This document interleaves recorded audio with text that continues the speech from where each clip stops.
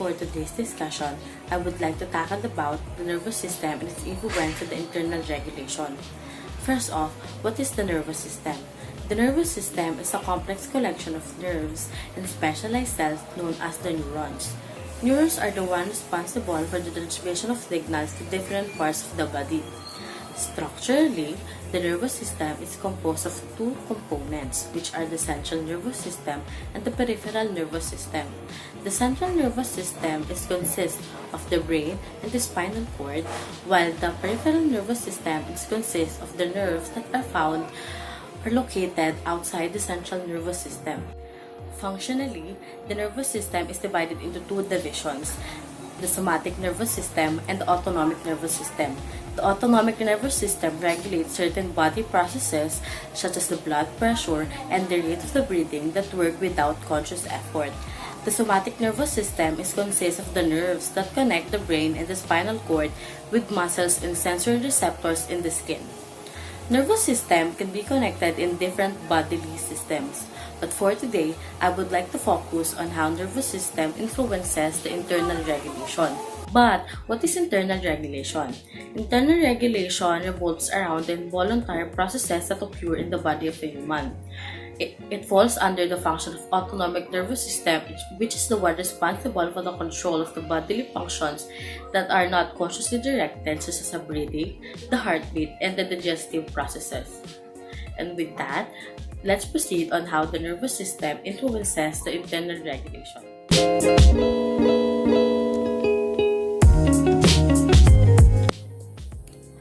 Homeostatic control mechanisms or systems.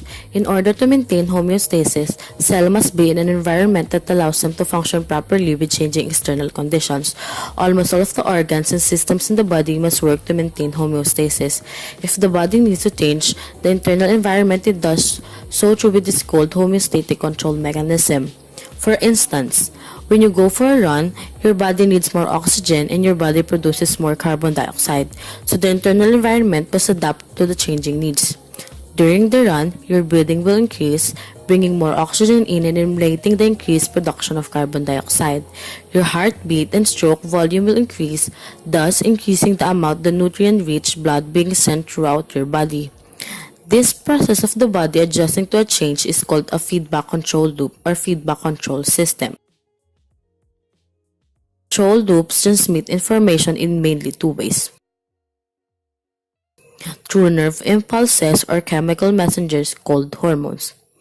Whether the nervous impulses or hormones are transmitting information, the feedback control loops work in the same way and have the same basic components. The feedback control loops consist of four main components: a sensor mechanism, an integrator or control center, an effector mechanism, and feedback. Hormone-producing glands and sensory nerve cells can act as homeostatic sensor. If something changes outside of a normal set point range of homeostasis, a sensor transmits a signal to the next component of feedback loop, the integrator. The integrator is the control center of the feedback loop in many times. It is in the area of the brain. It gets the signal of variable and analyzes it and checks it with the other signals or variables it has received from other sensors. It checks the value of the variables it has received against the normal set points of those variables. If the integrator determines these variables are outside of a normal set point range, then some type of action is needed. If action is necessary, the integrator sends a signal to the third component of the feedback control loop, the effector mechanism. Effectors are organs like glands or muscles which provide the response that the integrator or control center desires. The goal of the effectors is to influence or change the values of the variables. These can be positive or negative changes to the variables, such as increasing or decreasing of heart rate or altering the concentration of glucose in the bloodstream, glucose being as the main source of fuel for cells. As these effectors make changes, the variables attain new values, and this is sent back through the feedback control loop. For instance, if you are walking then you start jogging, effectors will increase your heart rate based on the mechanism of the feedback control loop. Many sources use a diagram of a furnace controlled by a thermostat to explain this process more clearly. Here we have a house and we have a person. They say that in both situations, a stimulus happens that being a cold front blows in, causing a decrease in temperature. The house has a thermometer, which is in sensor, the personal temperature receptor in the skin, which are the sensor mechanism for the body. The thermometer sends the information that the temperature of the variable has decreased through wires to its integrator to the thermostat. The temperature receptors in the skin send the variable through the nerve fibers to the brain to the integrator for the body in this situation. The integrators or control centers for both the body and the house check the value of the newly received variables against the set point range of each of the item has allowed this type of variable. Since this temperature variable changes does not lie in the set point range, the integrator sends signals to the effector to do something to get these variables within the set point range. In the case of the house, the thermostats send a message through the wires to the furnace to crack the heat up. In the body, the brain sends a message through the fibers to the muscles to start shivering to generate some heat. In both the house and the body of the person, the heat that is generated brings them both to the state of homeostasis. Once homeostasis is reached, both sensor mechanisms, the thermometer and the temperature receptors in the skin are sending new variables values or feedback to the integrators that lies within the set point range. One note: homeostatic control systems can be based on positive or negative feedback, and that's what you call homeostatic control mechanism.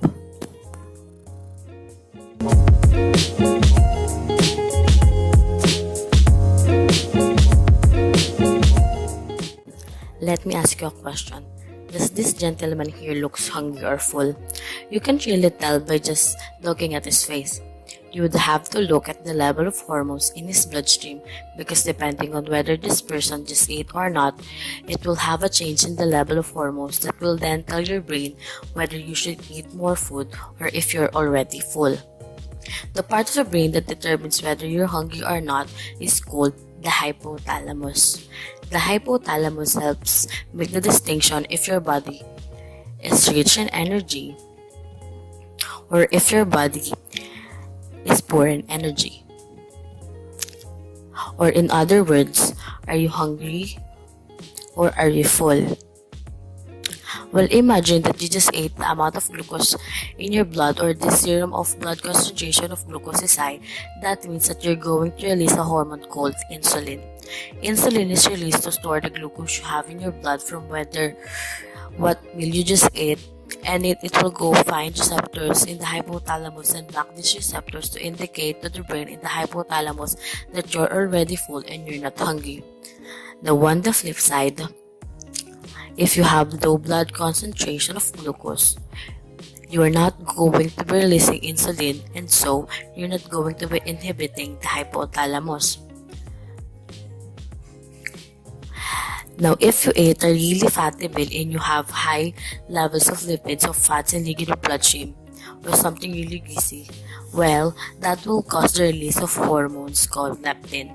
Leptin is similar to insulin in that it represents the presence of energy-rich nutrients in the bloodstream. So it will go to the hypothalamus and bind receptors there to inhibit the feeling of hunger, which means that when lipid concentration is low, you're not going to be releasing leptin and you're not going to be inhibiting the hypothalamus. Now, the final thing that talks to your brain is your stomach.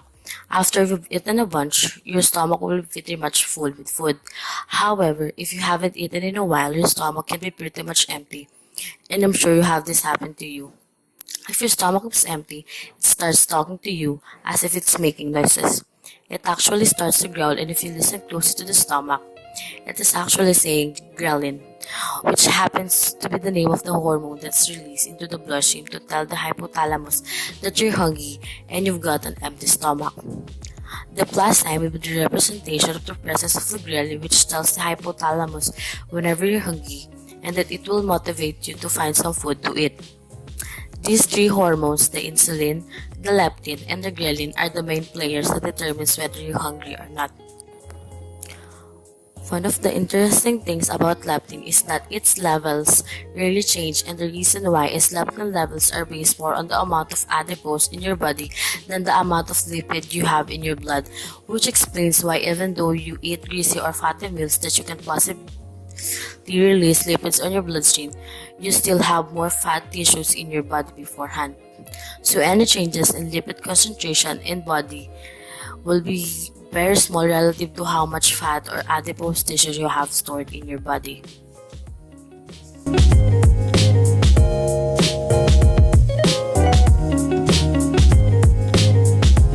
In this video, I will discuss about the eating disorders and in particular anorexia and bulimia nervosa. In present time, it is widely talked about, but what comes to your mind whenever eating disorder is mentioned? You may not be aware of this, but 4 out of 10 people have either personally experienced an eating disorder or know somebody who has. So what exactly is an eating disorder? An eating disorder is a psychological disorder and mental disorder that causes somebody to adopt an unnatural attitude and approach towards food and their way of eating.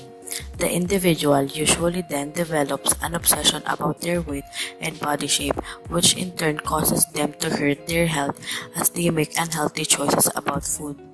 Even though there are many eating disorders, anorexia is probably the most well known. It is actually called anorexia nervosa, but usually referred to as simply as anorexia. It is an intense fear of being fat that leads to restrictions in both the amount and the type of food that a person consumes. This particular eating disorder usually entails that the person is unable to see the reality of their body shape and situation and sees their self-worth as being heavily linked to their body image. Eating disorders and anorexia may not seem to be too serious, and you may be thinking that not a lot of harm can come out of this. However, anorexia is a psychiatric disorder that causes the most amount of deaths, and in fact, every 62 minutes, one person dies as a direct result from an eating disorder. So who can get it? Anyone can develop anorexia, but it is not, however, entirely clear why some people are more susceptible to it than others. There are, however, a number of factors that makes a person more prone to falling into it. There are certain personalities such as perfectionists and character traits that a person may have that can increase their chances of becoming anorexic. If a family member has suffered from anorexia, then the person has a higher likelihood of developing it themselves. Moreover, women and teenagers are more susceptible to developing eating disorder, which is why it is estimated that the average age in which people start to suffer from anorexia is from 16 to 17 years old. However, it is not time or gender restricted. Anyone can be affected at any age. Anorexia is also not limited to certain countries or cultures. Countries with the highest rates of eating disorders are China, India, the United States, Indonesia, Austria, and France. Anyone can be affected by this psychological disorder. And in addition to this, there's another related eating disorder to anorexia, and it is the bulimia nervosa.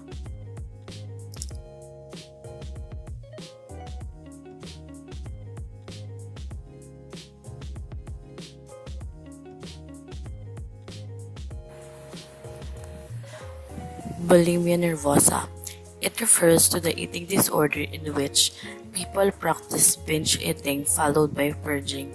Binge eating refers to the eating of a large amount of food in a short period of time, while purging refers to the attempts to get rid of the food consumed.